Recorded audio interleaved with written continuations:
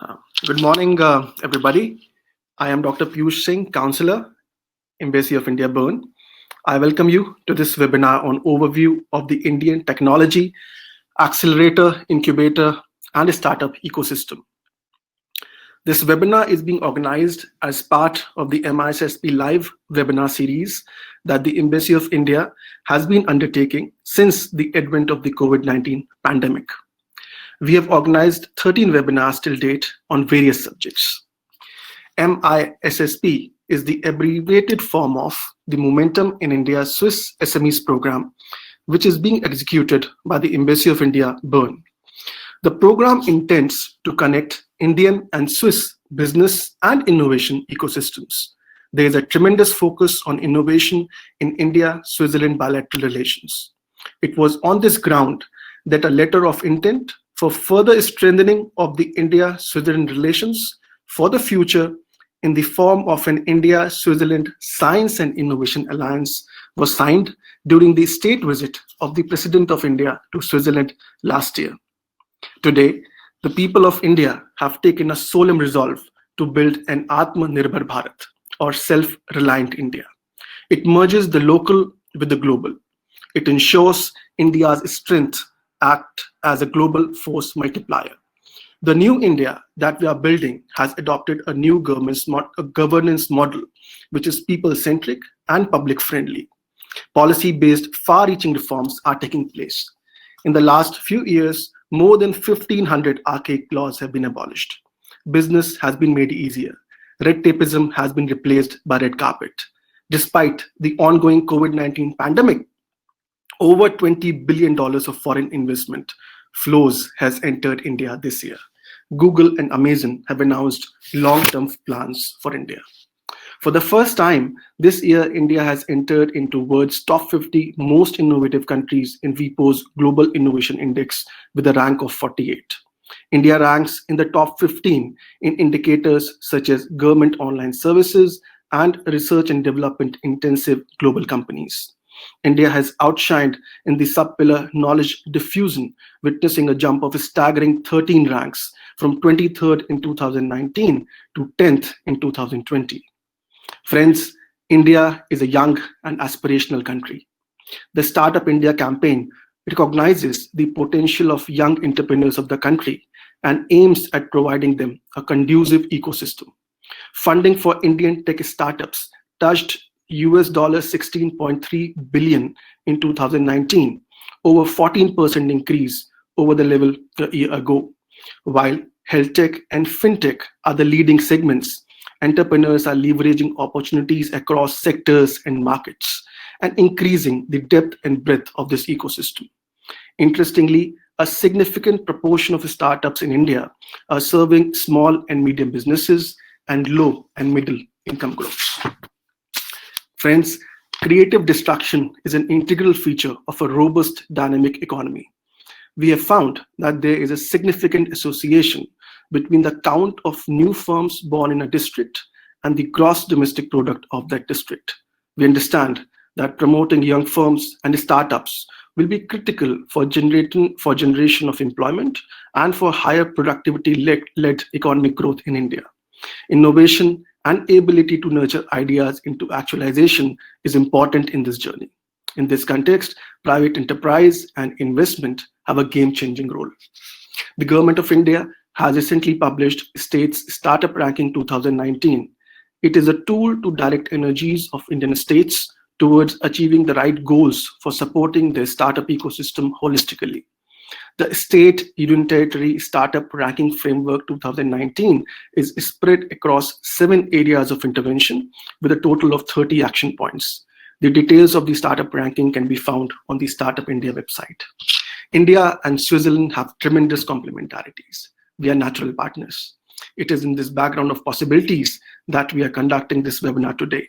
Our speakers will include knowledge partner of MISSP, T&D Consulting, and legal and tax partner of MISSP, Rotterdam partner. And with those words, I would now like to invite the first speaker of the day, Mr. Tarun Gupta, partner, T&D Consulting, to please make his presentation on overview of the Indian economy amidst the COVID-19 crisis. Mr. Gupta, over to you now. Thank you, Dr. Singh. Thank you, Dr. Singh. And good morning to all our participants from Switzerland, and good afternoon to our participants from India.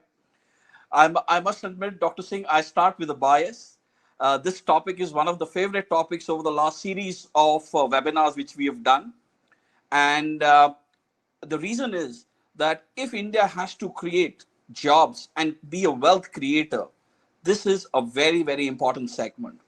In the first part of my presentation, I will talk about, of course, the more contemporary topic, how the pandemic has affected us, and not give you the Bollywood version, but give you the facts, how it has adversely impacted us. But what are the challenges and what are things changing in India?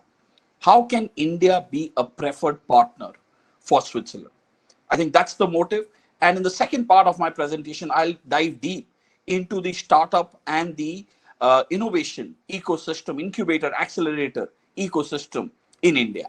With that, I move to the first slide about Indian economic setting. I try to use a lot of abbreviations. The first abbreviation here I would use, it's 4Ds of Indian economic setting. First, Dr. Singh alluded to it, demography. We are the youngest country, one of the youngest country in the world, with a median age of 29, and hence an increasing propensity for our youth to take the risk and look at startups as an alternative form of career and also higher risk taking ability. Second, of course, is democracy. We are the largest democracy in the world. Sometimes the decision making can be delayed. However, it is a very consensus based approach. Third is diversity. Diversity not only in terms of as a country we are more diverse if you move from Northern Europe to Southern Europe, diversity in terms of eating habits, consumption patterns, but also in terms of economic development. Today, all our states, there is a wide disparity amongst our states. That difference could be as high as 10x. In fact, it is estimated that only 5 states account for 70% of our exports. And also, there is disparity of wealth. Top 1% of our wealthy population controls nearly 60% of our wealth. And finally, it is also in terms of disparity.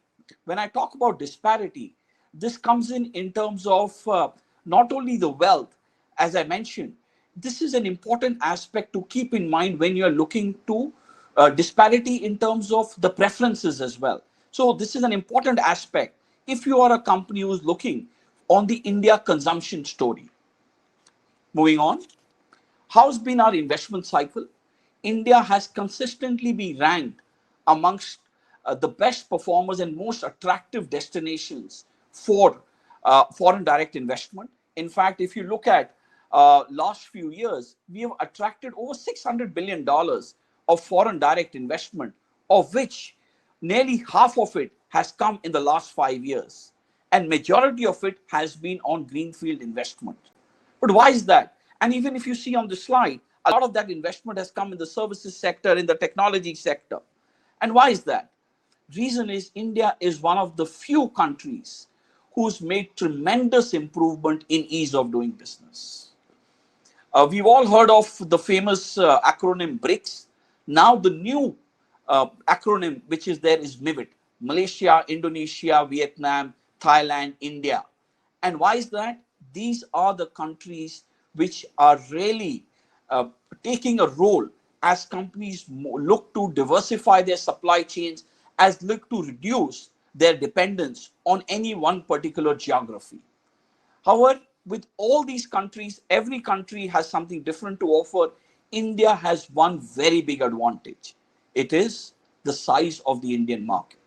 And I will talk about it in my future slides. But before I move on, let me talk about the elephant in the room, which is how has COVID impacted India?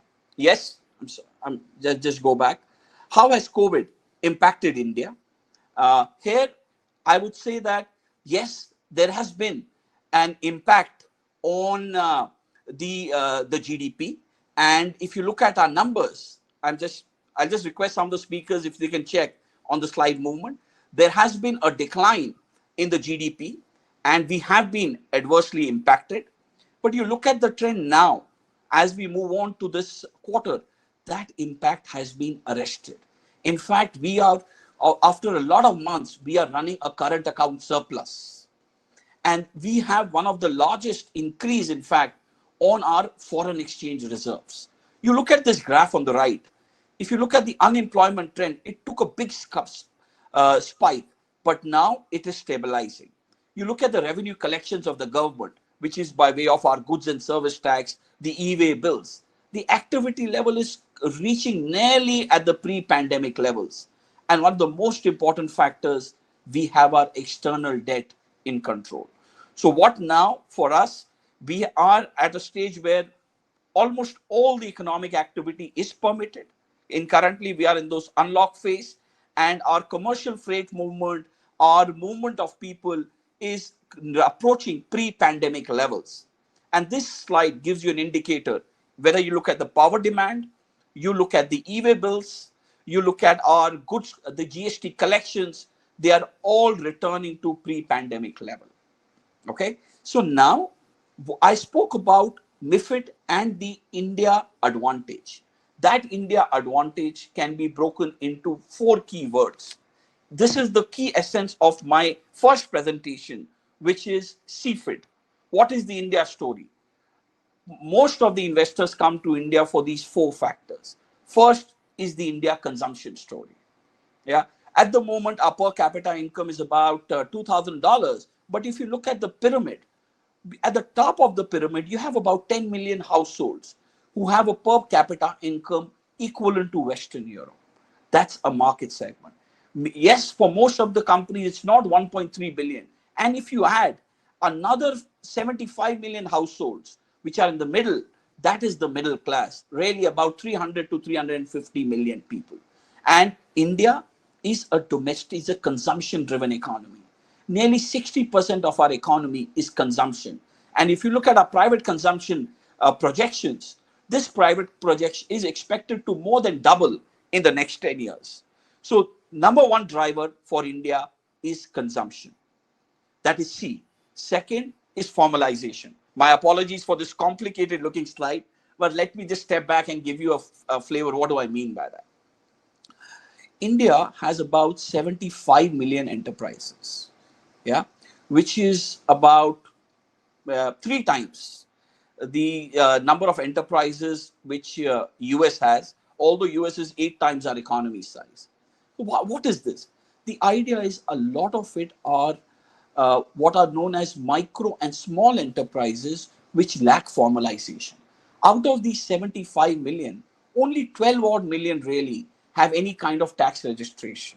And about 5 million have any kind of tax and the social security registrations.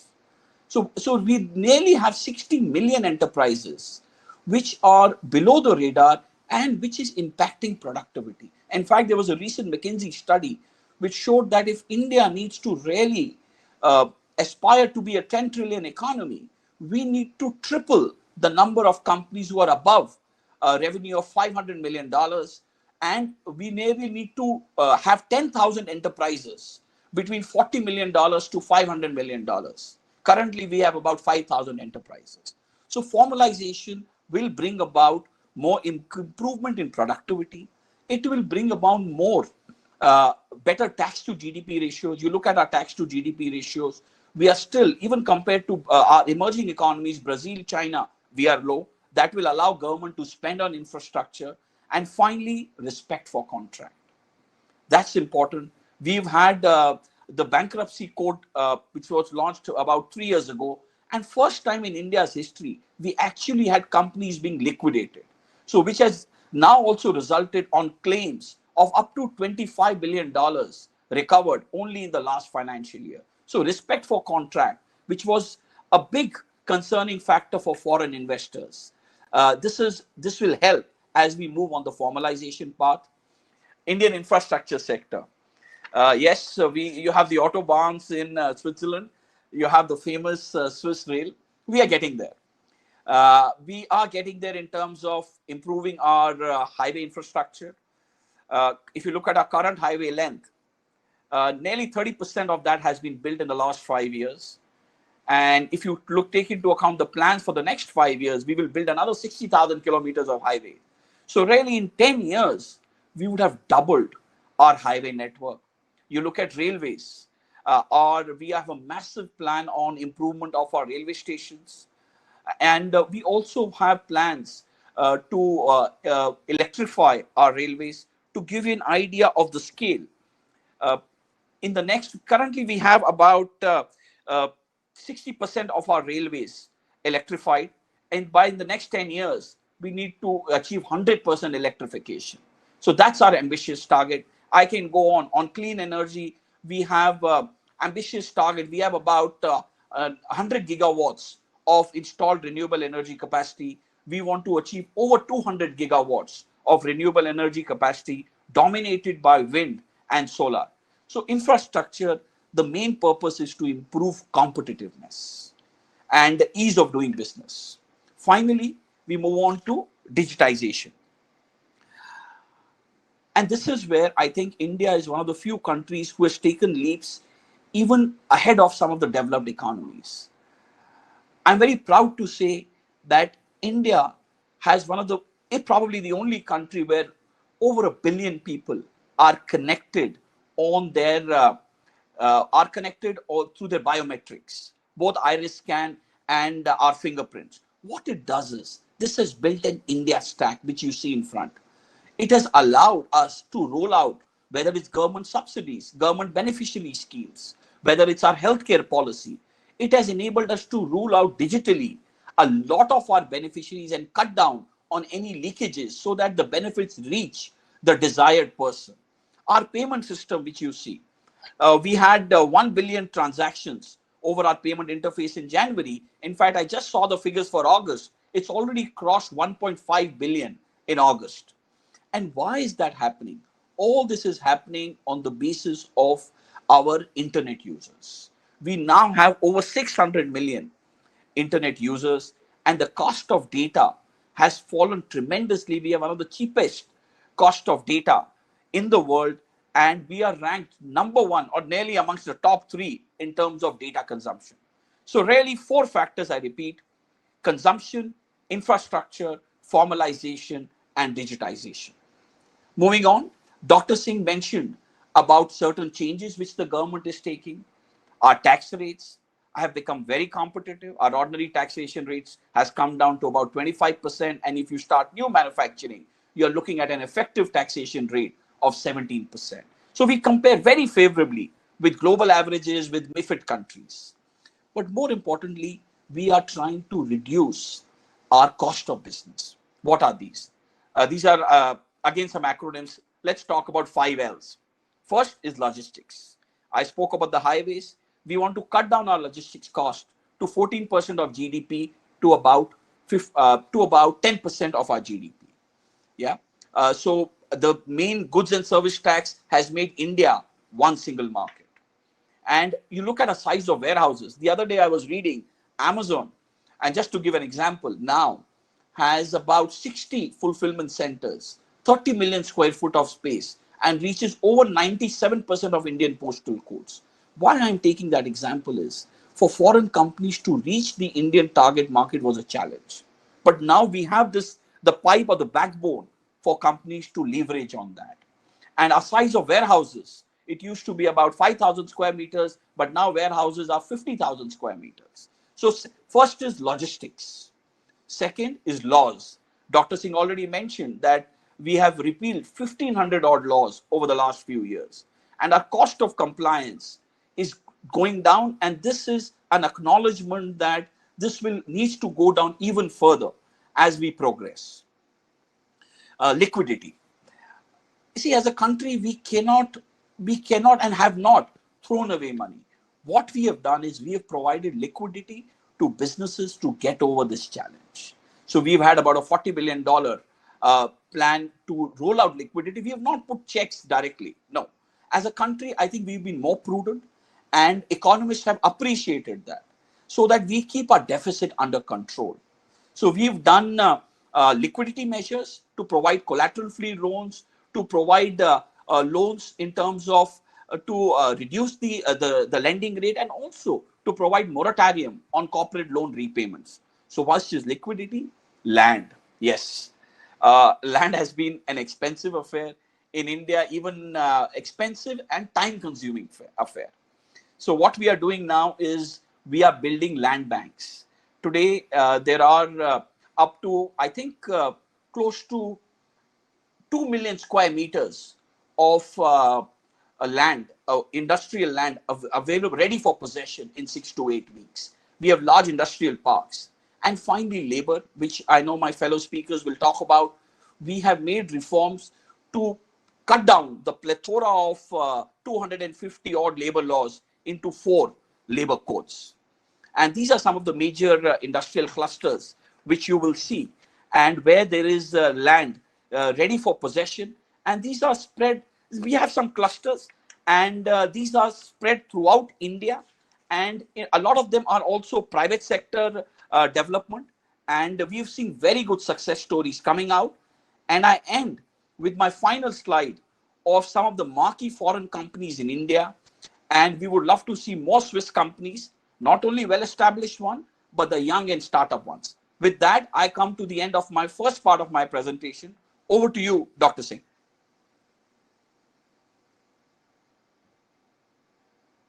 Comprehensively presenting an overview of the Indian economy. Now let me invite the next speaker of the day, Mr. Andy Casper, partner at T&D Consulting, to please make his presentation on overview of the Indian technology startup ecosystem. Mr. Casper, over to you.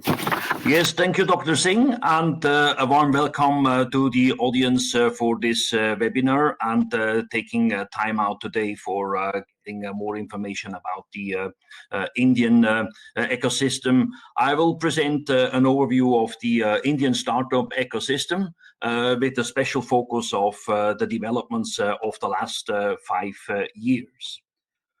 So, overview. Keeping in mind that the World Bank Index of Ease of Doing Business in India came from a number 132 ranking down to 63. That is reflected also in these numbers of growing startups in India. So we see a fast-growing number of startups in the last 5 years. An estimated number of roughly 80,000 startups have arisen. 28,000 of them have been recognized by the Department for Promotion of Internal Trade and Industry. With this development, India ranks today 3rd in the number of startups, only surpassed by China and the USA, and comparable development times for those startups to reach unicorn status. That means getting over a net worth of $1 billion in the range of 4 to 6 years, and a comparable average valuation of these unicorns between 3.2 to 3.5 billion US dollars. So while India is here in a very good and comparable situation with these other leading countries in building up new startups. If we look at the tech startup incepted since 2014, we see 9,300 companies alone in the last 5 years. That makes an annual growth of 12 to 15%. Alone, 1,300 tech startups were added in 2019. From these companies, a share of 18% are in deep tech. That means artificial intelligence, machine learning, where the growth rate is approximately 65%. Blockchain, crypto tech, which where the growth is 90%. Robotics, 3D printing, where there is 55 to 60% of growth, and big data and analytics, where growth rate of that sector or that field of activity is 38 to 40%. 76% of the investments are made by angel investors, but there are around 390 institutional investors active. That is a growth from 310 in 2018.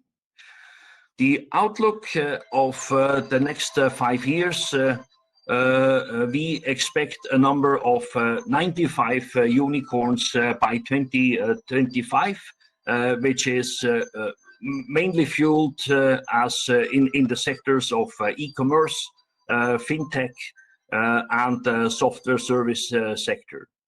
It's well noted that the top 200 apps that are downloaded on a global scale today are developed, well, 41% are developed in India.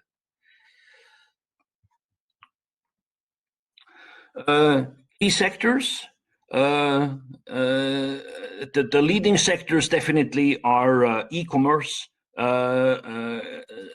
setting up US dollar 11.7 billion of capital in that sector, followed by fintech and enterprises, and there is also the HealthTech sector, which accumulates 1.4 billion US dollars, and logistics, which is definitely in this large country an important factor to improve. As my colleague already mentioned, you know, the build-up of the infrastructure in India is key to create the potential and create the grounds of building up the ambitious goals that the India government has planned for 2015. If we look at the unicorns that were added in 2019, some of them are internationally well known, like Soho, which is CRM solutions that are widely used. Then there is also more local unicorns that are used mainly in India, like is Icertis or Big Basket. But that's a nice number that is currently developing. Geographical distribution. The geographical distribution of the startups is mainly in 3 areas that allocate 55% of the startups: Delhi, NCR, Bangalore, and Mumbai. With a total of 89% of all the capital inflow between 2014 into these 3 regions. 211 out of 892 investors participated in fundings outside of these 3 main geographical clusters, with the growing number. And in 2019, 77% of all raised fundings to startups went to Delhi and Bangalore, with a total of US dollars 5.3 billion across 263 financing rounds.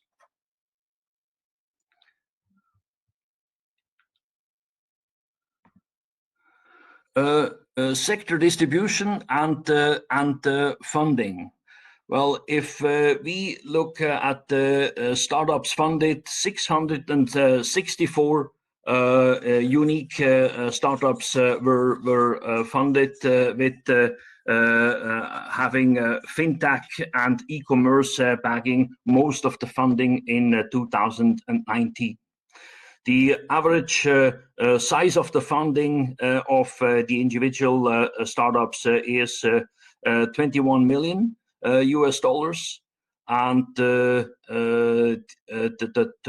startups, the total funding in 2019 raised up to 12.7 billion US dollars across 766 deals being made. Other sectors like transport and real estate, they will come up with the stronger growth. But the focus is still on these higher growing companies and sectors.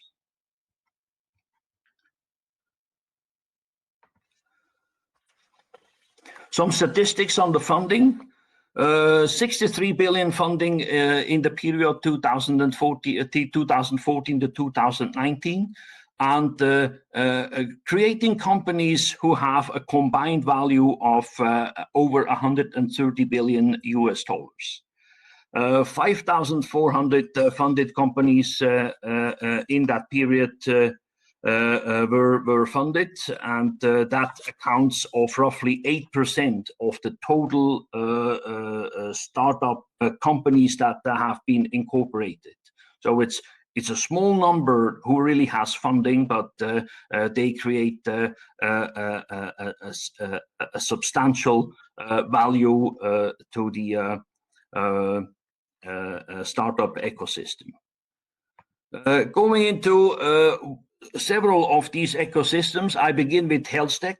The market driven in HealthTech is by integrated place solutions, which covers or which contributes more than 70% of the investments. That means mainly doctor search, appointment bookings, teleconsultations, and diagnostic and tracking solutions.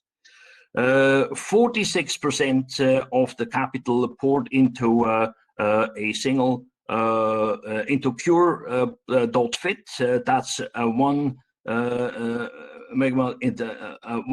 million in 2019 to total funding. There are other prominent apps like MedLife, like CareStack and HealthCart.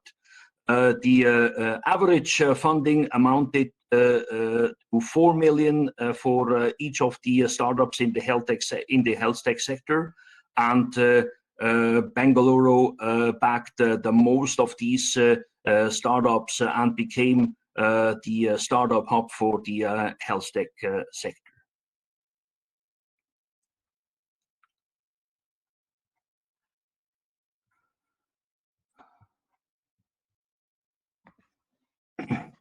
If we look at the other segment, telemedicine and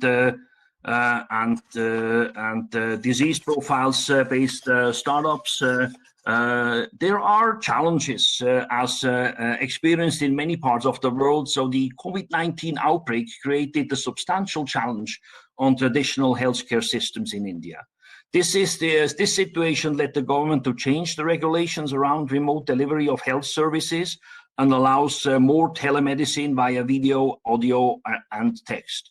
That's also a development that we see in other countries, but in India, it's particularly important if we see that the doctor to patient ratio is relatively high compared to Europe countries and also to the US. We account one doctor per 1,139 patients, and which is slightly over the recommended ratio that the World Health Organization would promote, which is 1 per 1,000 doctors or 1 doctors per 1,000 patients.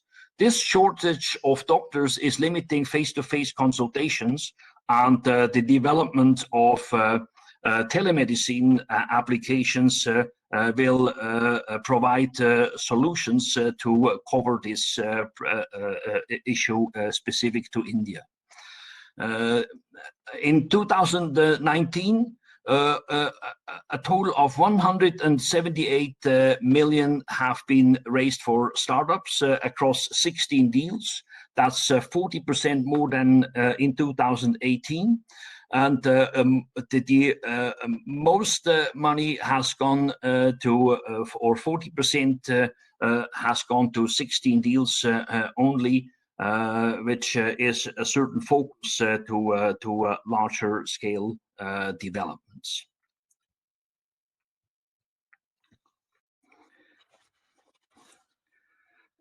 The growth areas in HealthTech and medicine, there is definitely a value expected in health IT and analytics of value of 1.5 billion by 2020. Telemedicine infrastructure we covered already. Precision medicine is an issue, especially the genomics genomics, which affects basically $400 million funding over 76 companies, and diagnostics, which brings $420 million funding over 93 companies. So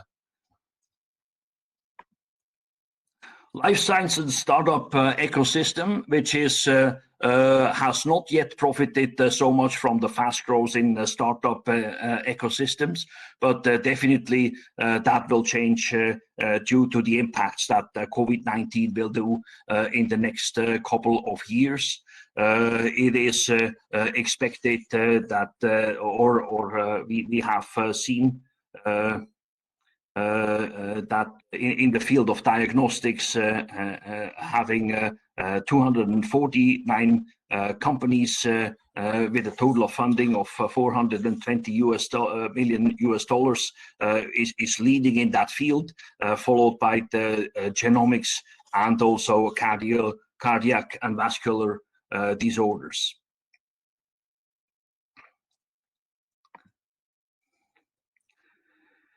The biotech startup ecosystem, biotech affords to 600 plus biotechnology research companies, 2,700 biotech startups, and that contributes 3% of the global biotech startups being funded in India. Most of these biotechs are located again in the south of India, in the biotech hub of Karnataka. 60% of the total biotech companies are located there, and contributing jobs for 54% of the total biotech workforce. Government initiatives. Well, the government has created a number of initiatives to make it easier to create new business and promote also the entrepreneurship and the job creation in the last 6 years. That is reflected, as already mentioned, in the fast movement to place 63 in the Ease of Business Index from the World Bank, and some of them are the reduction of regulatory burden, tax exemptions, then patent applications and IPR solutions, which is particularly important for the pharmaceutical and healthcare sector. Public procurement norms, and easy winding up. 28,000 startups are registered under the Department for Promotion of Industry and International Trade.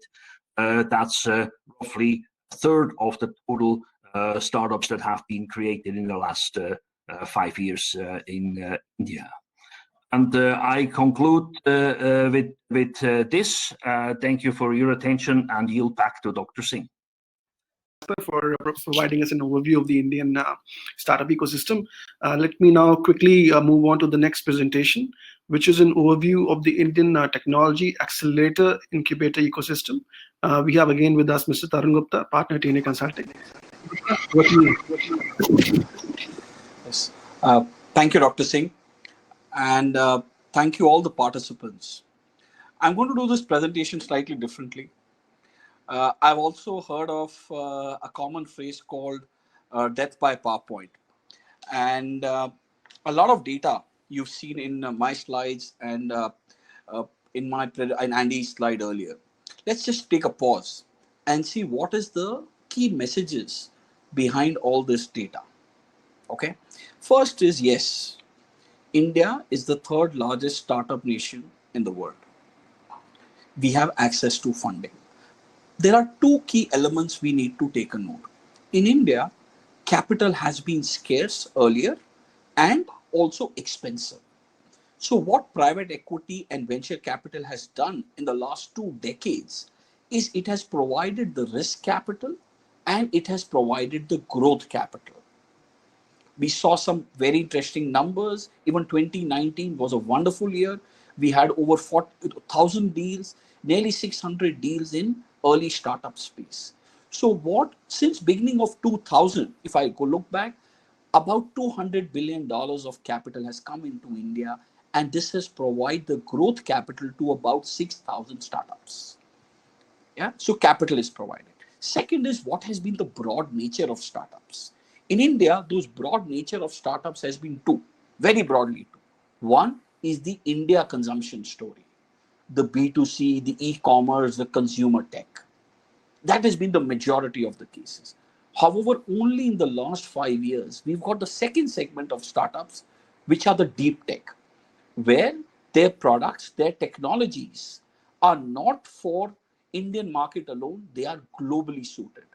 Now, these are the ones where they have a potential to collaborate with the Swiss startups as they expand, as they build world capabilities. And likewise, in the first category are those startups who can collaborate with Swiss companies who are looking at Indian market. So we spoke about cost of capital, risk capital, and the two broad types of startups.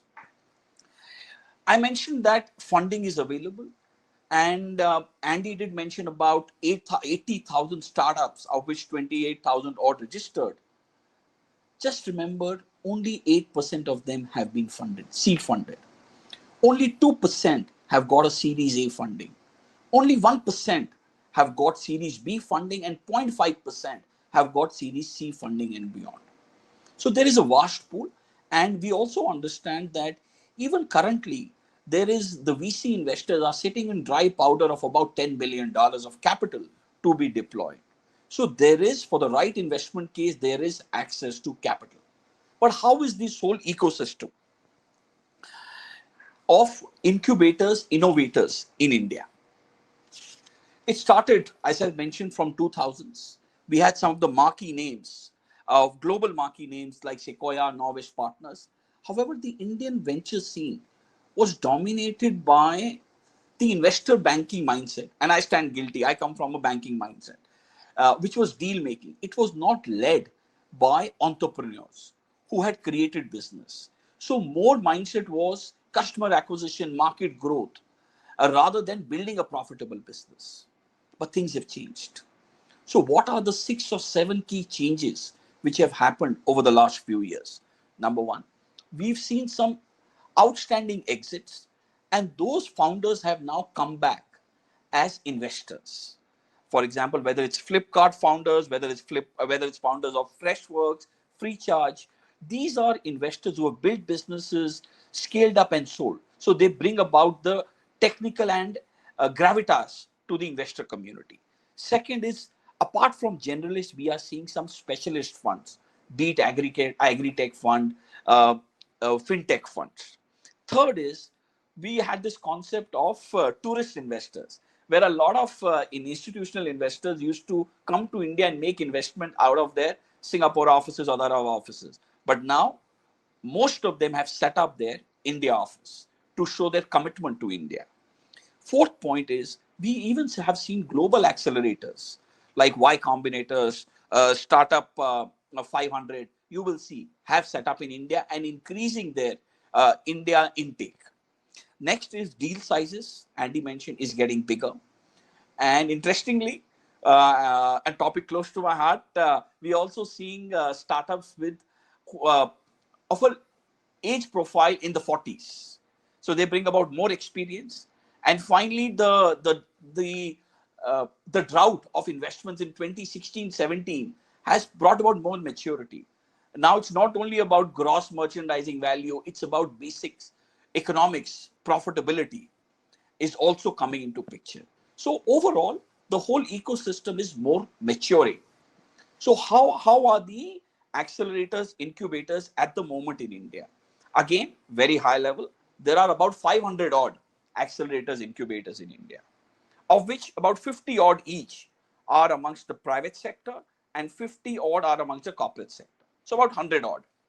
The remaining 350 are about amongst the academia, and about 50 to 70 are within the government and the state government. So that's a very broad split. But how is this uh, innovator, accelerator, incubator system doing? Let's look at some numbers. I mentioned about 8% startups being funded.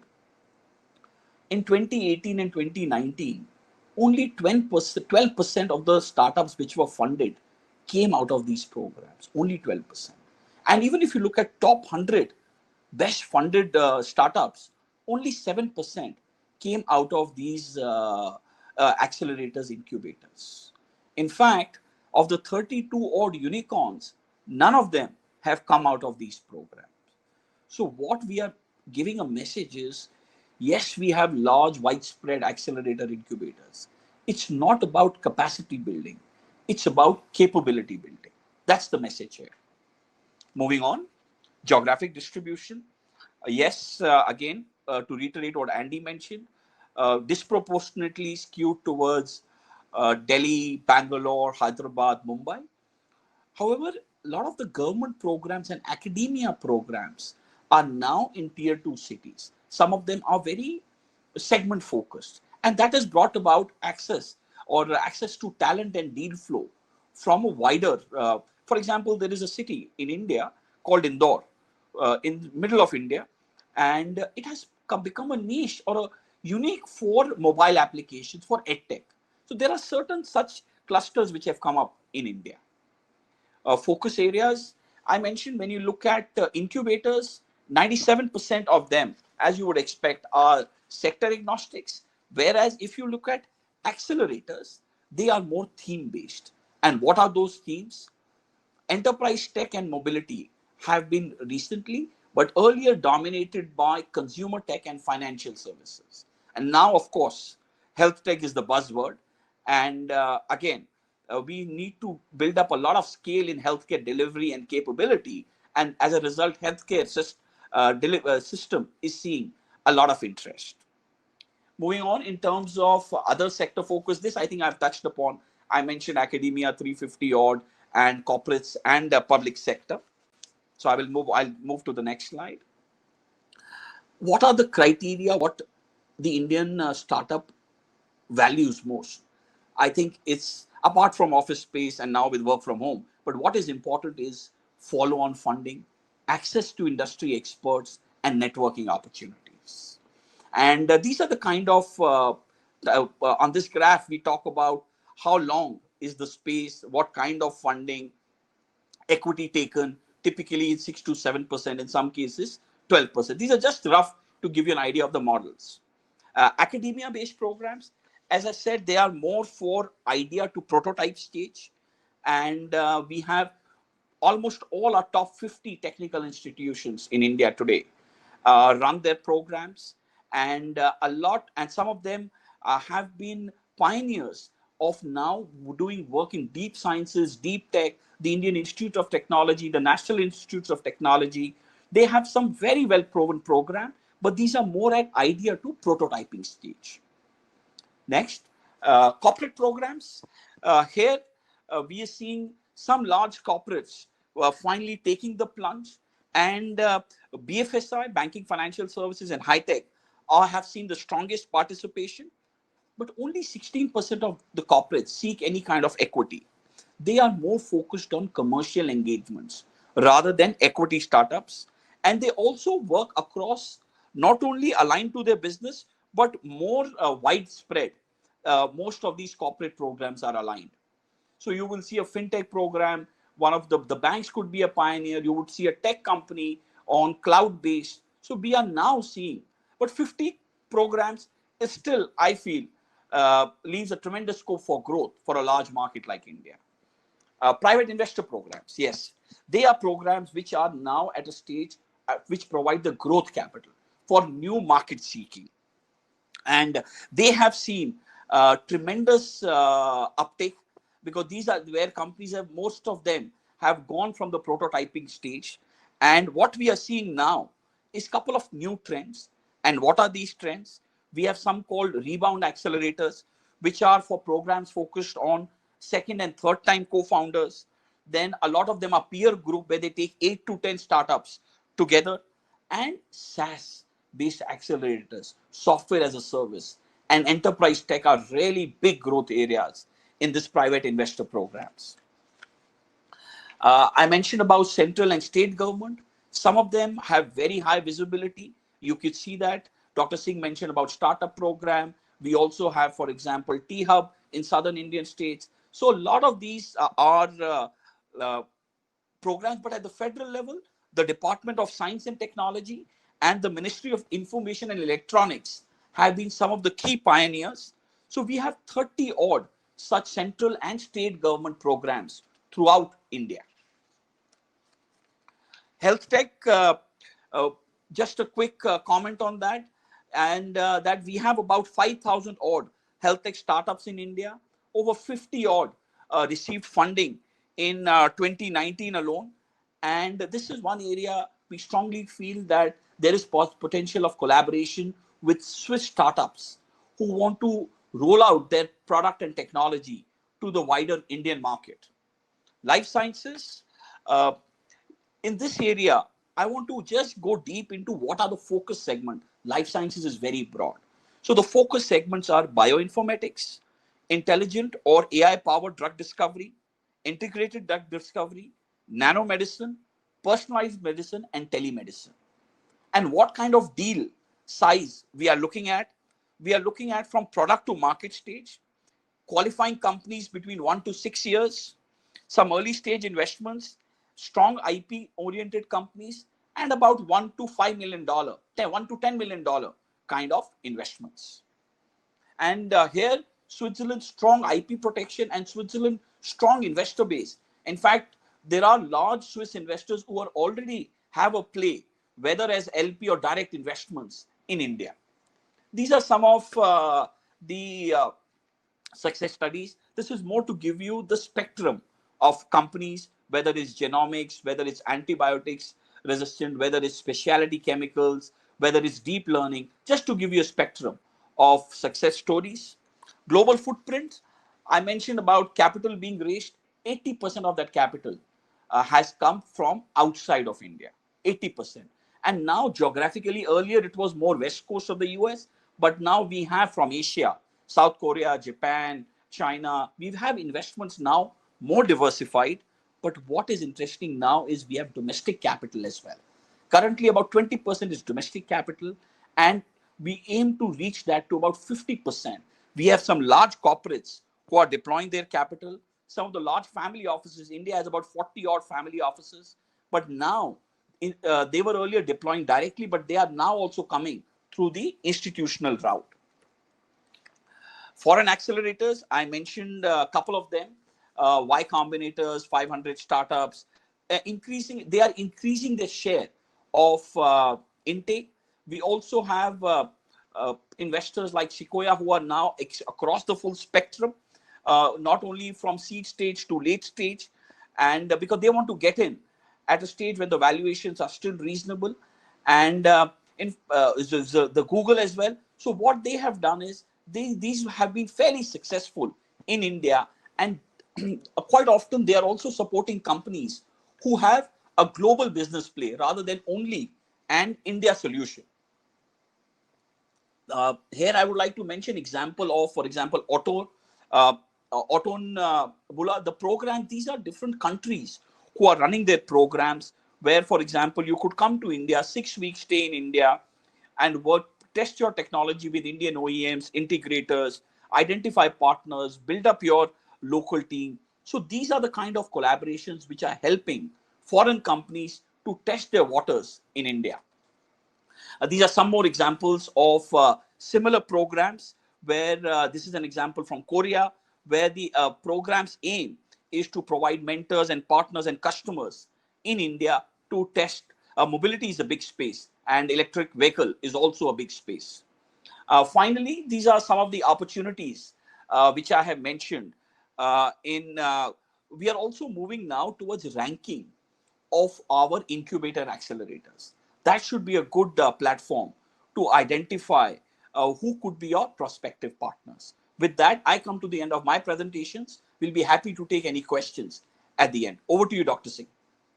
Thank you. Thank you, Mr. Gupta, for very succinctly, passing across the message and the opportunities which you mentioned.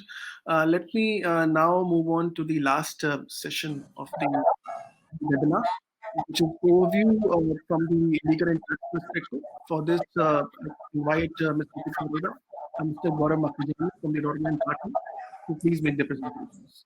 Mr. Tikam. Thank you, Dr. Singh.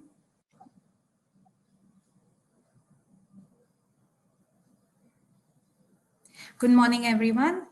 We have a very interesting topic in front of us, which is on startups. Now, as we're all aware, India is amongst one of the few nations that actually has a robust startup policy in place, and there are active initiatives taken by the central and the state governments to ensure that the Indian startup regime is simplified in sync with ease of doing business, and as Dr. Singh already pointed out, in line with our initiative to go Atmanirbhar.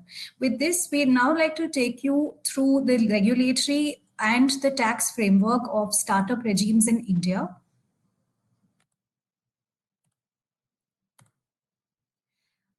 What you have in front of you is how can you initiate a startup incorporation in India? What are the do's and don'ts? What are the things that one needs to be mindful of?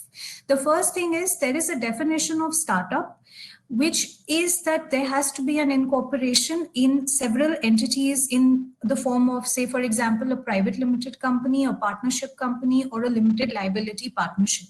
While a foreign entity has several options of entering into the Indian market, in order to be qualified as a startup, you need to be mindful that compliances under the startup definitions are being met. There is a turnover threshold which is prescribed, and to be qualified and to have the status of a startup, you need to maintain that threshold. And that status is only available up to 10 years from the date of incorporation of the entity. Another important thing is that the startup has to work towards innovation, which we are seeing that India has jumped up the global innovative index. And another thing is that it should also have a potential to generate employment. So once you have these, and once an entity is recognized as a startup, then you can avail of the various advantages that come along with it. Now, in terms of incorporating the entity, it's is heartening to know that we have a centralized digital process of incorporation. We have seen companies getting incorporated under the fast track model in 2 or 3 days of time as well. You can take your tax registrations, your employment registrations parallel. So it's a seamless and a smooth process. And we are seeing that more and more entities are now finding it very easy to incorporate and establish their presence in the Indian market. Now, when it comes to startups, there is a self-certification through a mobile app system that's available under the Indian startup regime for several labor and environmental laws. And you also do not have to undergo inspections for a period of 3 years, for a period of up to 3 years, subject to you making self-declarations.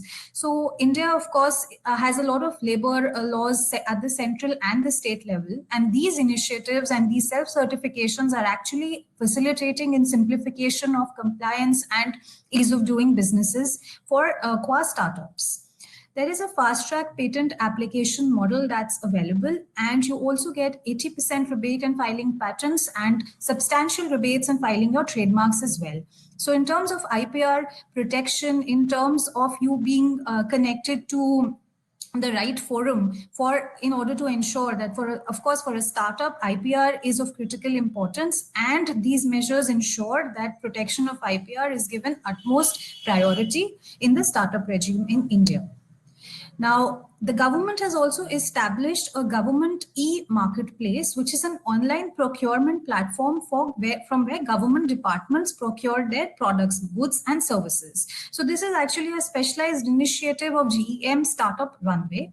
The advantages here are, for example, a lot of public procurement takes place for government tenders. Now, there are some stringent requirements for procurement that are listed, and to be eligible, it might not be always possible for a startup to compete with entities that have been listed and that, those that are running for quite a period of time. So in that sense, there are substantial relaxations.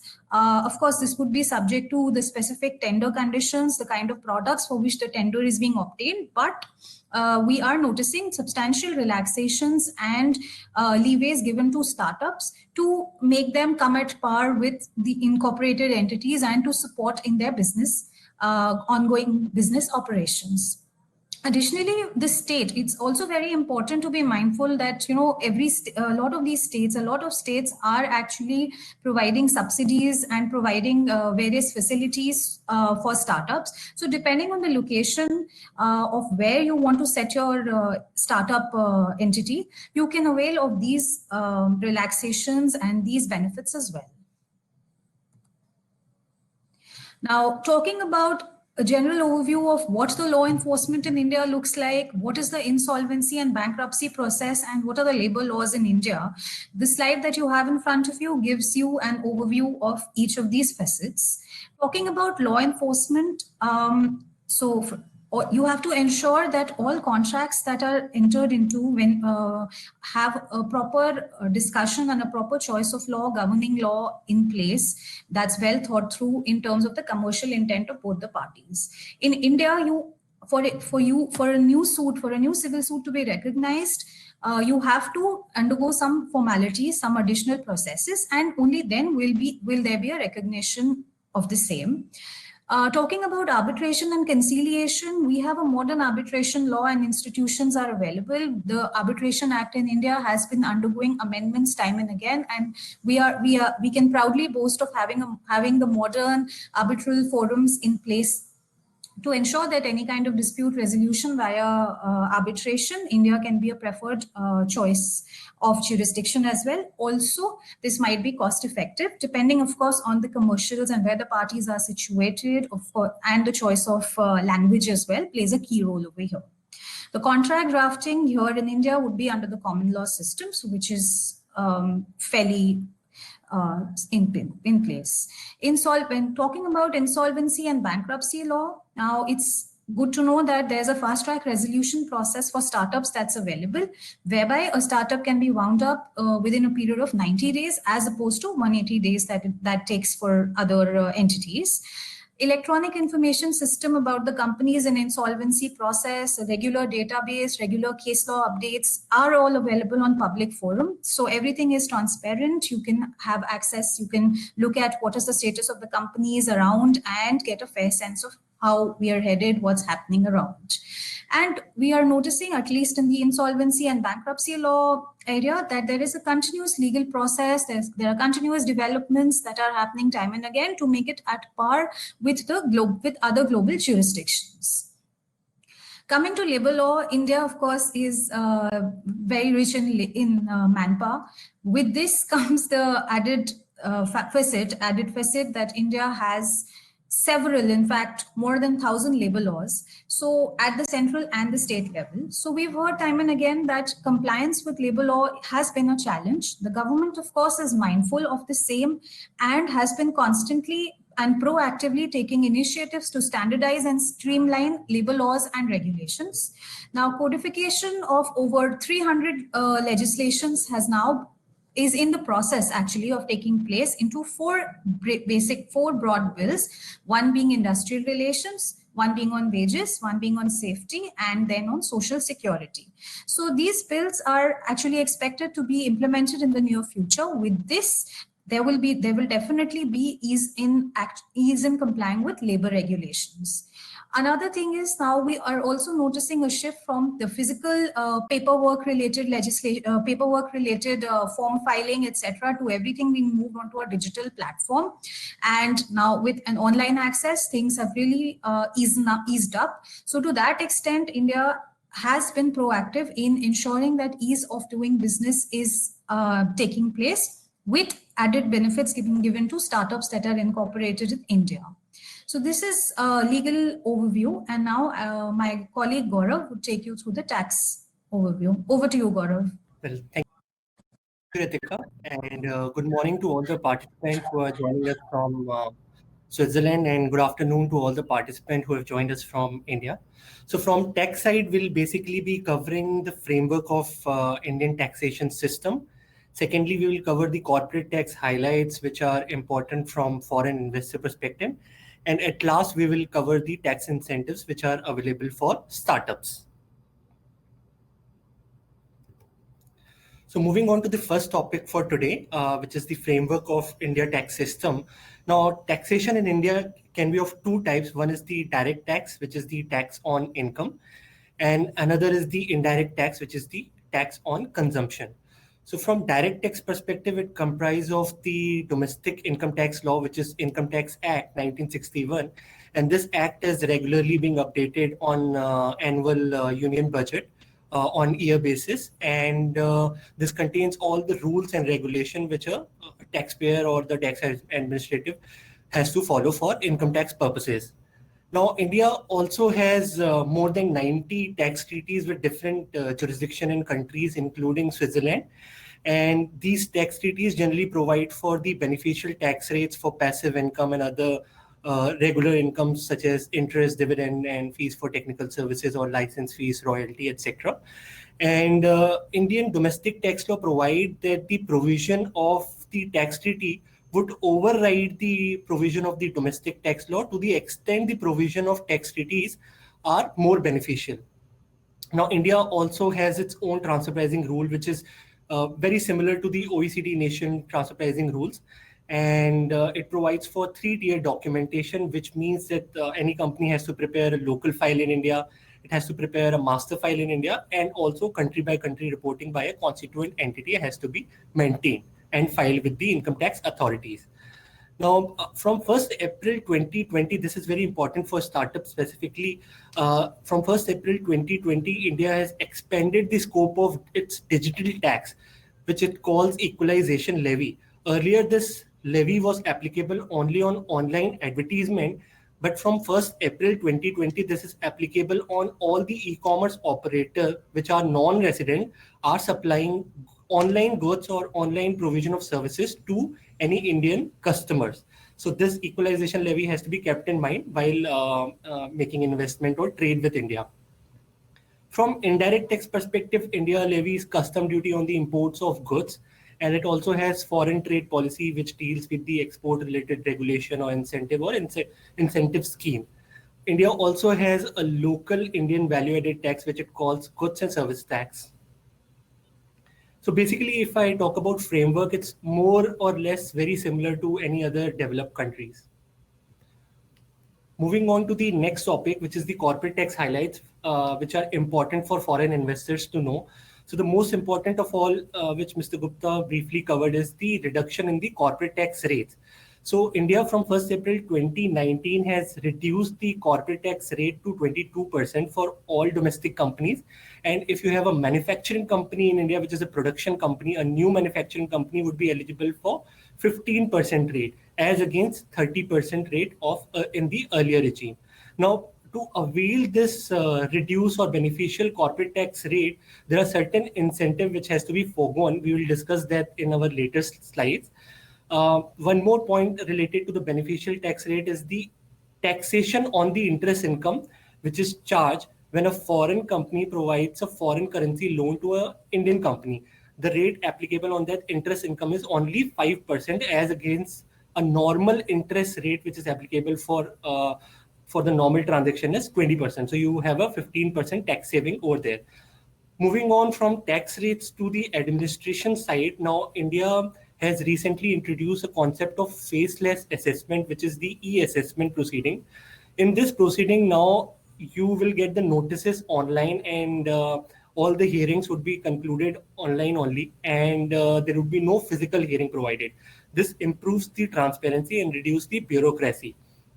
One important fact to note here is that in financial year 2018-19, the Indian government or the Indian tax authority has picked up only 0.25% of the total return filed for detailed scrutiny.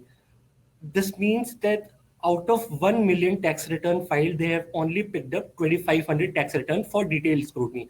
So this shows the approach of the Indian tax authority and the government, that they are relying on the taxpayer honesty, and they are focusing on the better tax-friendly administration. Now, moving on to the approach of reducing tax litigation, the Indian government has provided that there's a concept of advanced ruling mechanism, wherein any taxpayer can approach the tax authority and get an advance ruling on their proposed transaction. Similarly, for transfer pricing matter, the taxpayer can pre-agree with the transfer pricing methodology and then agree the rates at which they can carry out the transaction with their associate enterprises so that they don't have any transfer pricing litigation in future. Indian government also introduced additional tax incentive for employment generation. This means that if I have to just give an example of this incentive, if you are paying a salary of INR 100 to any low grade employee, you get INR 190 for that INR 100 rupees paid. So this is the kind of incentive which is available for new employment generation in India. Now, coming on to the last part of the tax presentation, we'll just briefly discuss the tax incentive which are available for the eligible startup.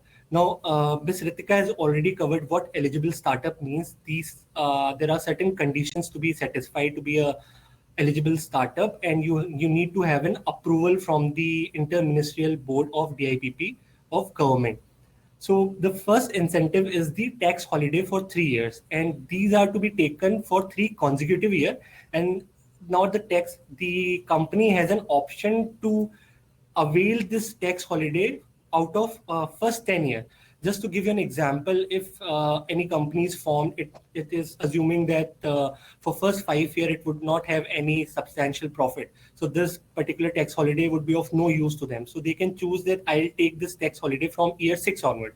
So this tax holiday would then be available from year 6, 7, and 8 for 3 consecutive years. So this is a kind of benefit which a holiday period which a government has provided for eligible startup. Again, for eligible startup, they have provided that there would be a relaxation in carry forward losses rules. Generally, for offsetting the carry forward losses, the Indian income tax provides that 51% of the old shareholding on which the loss was incurred should be continued in the current year to be eligible to offset the carry forward losses. But once you make an investment in the startup, this 51% get reduced. So just to provide and promote the investment culture in the startup, the Indian government or the income tax law has been amended to provide that even if the 51% criteria is not being met, but if the original shareholders continue to hold their 100% shareholding in the current year, then also they will be eligible for carry forward of losses. Now, it also provides that there is no angel tax for startup. This was a major concern for startup industry, and government has now provided relief in this area. So, what angel tax means that if a company is issuing a share and receiving consideration, and that consideration is more than fair market value, then the difference get taxed in the hands of company which is issuing share. So generally, this was a tax avoidance measure which was introduced under the Income Tax Act. But for startup, this means that basically startup works on the concept of ideas. And when you have an idea, the fair market value may not represent that value of idea. But when an investor makes an investment in a startup, they would also pay for that idea. And generally, the consideration would be much more than the fair market value of the share.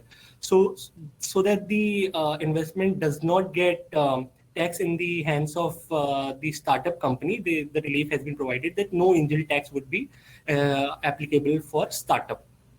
Again, government to boost the investment in the startup, they have provided that if you have any capital gains during a year and you make an investment in the specified fund to any alternate investment fund or any venture capital, which again route this fund to the startup companies, so you get a capital gain exemption.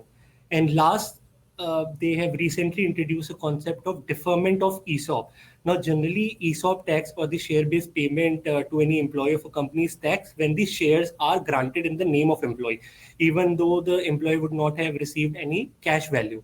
So, to promote the long-term relationship of the employees with the startup company, they have provided that the ESOP would be taxable after 48 months from the date of grant, or if the employee sell the share in the market and receive the money, or if the employee resigns from the company. So that's the deferment benefit which the government has provided for the startup companies.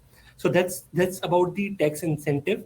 In the last slide, we have just provided the effective tax rates applicable. So in our earlier slide, we have covered that the beneficial rates are available to the companies at the rate of 22%, and including surcharge and cess, the effective tax rates become 25.17%, which is on the third row.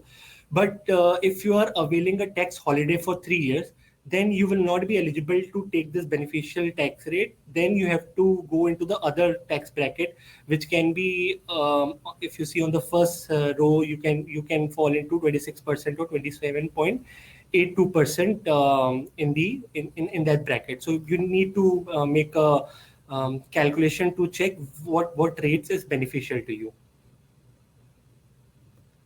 So this was it from tech side. Now I'll hand over to Dr. Singh to take up the questions, and then we'll be happy to take up any questions you have.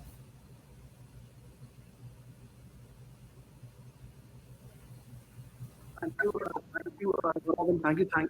you, Ritika, for the presentations from the legal and tax perspective. Now that brings me to the last section of the webinar, which is the question and answer. I already have a few questions. Mr. Gupta, the first question I'll pose to you, and participants. So we have a startup based in Switzerland, having a subsidiary based in India with a team based in India. 2 out of 4 founders are in this place. However, we do not have more than 51% presence by Indian nationals because of our combination. Now, this status qualifies us from being part of the Startup India ecosystem. We want to explore if there's a way to mitigate this country. Any feedback that we can give on this question? Thank you, Dr. Singh. I think the regulations are very clear that more than 51% have to be held by the Indian nationals. There is no ambiguity. So as far as my understanding is concerned, I think that's the law of the land. And my understanding is it needs to be complied with. And so the Indian nationals got to have more than 51% to be eligible. Question that I had received, and I'll just pose to you. It's how can Indian immersion programs between Swiss and Indian incubators help Swiss startup companies test the waters for their products, technologies in India? If you could respond. This is an interesting question, Dr. Singh, because we are seeing, as you may have noticed in some of the slides, a lot of collaborative programs between different countries, and they're often sector theme focused. Yeah, whether it's from Korea and India on automotive, Germany. So I think that's an area where can be a Swiss accelerator incubator on sector focused, more accelerator, and they can tie up with or collaborate with an Indian similar theme. It could be robotics, it could be life sciences, it could be AI, it could be fintech, and a lot of Swiss companies who are developing technology, which in the go-to-market phase, the prototyping has been done, proof of concept have been done.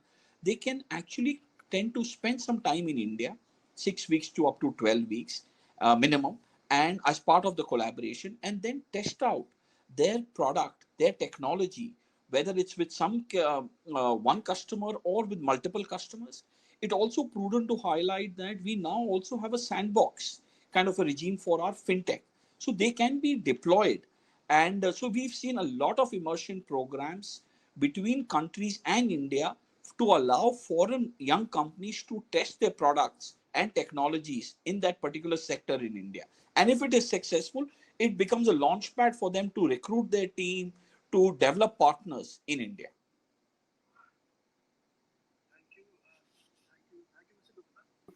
I'll move on to the next, the question, which is directed towards the legal and tax team. Maybe Ms. Ritika Arora could take this question, and says that the lack of a clear regulation of the crypto space in India is a problem for us. Do you have insights on the roadmap? I recall that we also had a webinar on blockchain. Right. Right. Okay. So talking about crypto, yes, there is a lot of ambiguity. There's a lot of openness around it. There are 3 key key insights that I would like to draw attention to. The first one is then RBI circular in 2018, which banned trading in cryptocurrencies. So this is what happened, and then there was a lot of litigation around it, and the matter went to the apex court, which is the Supreme Court. The Supreme Court very recently in the year 2020 itself, in earlier, I believe in January or February, struck down this notification and said that there is no ban as such. However, in parallel, there is a draft bill on banning of cryptocurrency and regulation of official digital bill, which was initially introduced in 2019. However, the same is still under deliberations and discussions, and there is no certainty on whether the government is actually going to ban trading in cryptocurrencies or what is the stance around it. It remains to be seen. But on the positive side, there is careful anticipation that this bill will be taken up and clarity would be obtained in the coming months. So this is where we are right now in terms of how trading in cryptocurrencies is being treated. So this is the position.